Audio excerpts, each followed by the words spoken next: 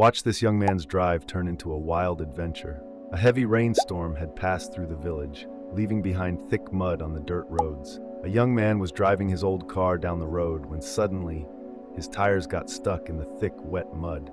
He tried to rev the engine and move the car, but it didn't budge. He stepped out of the car and looked around for help, but the road was empty and the village was far. Realizing that no one was nearby, he decided to push the car himself. With all his strength, he began to push.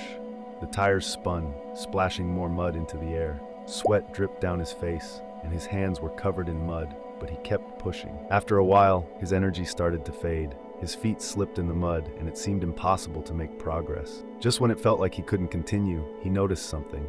The car had moved slightly.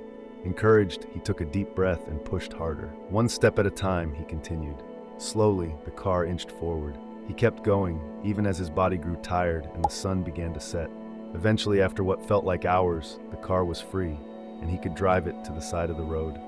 The lesson here is that in life, there are times when we get stuck in challenging situations, and it may feel like there's no way out. But with persistence, even when things seem impossible, we can push through and find our way. Every small step forward is progress, and sometimes the hardest moments are the ones that bring the greatest rewards.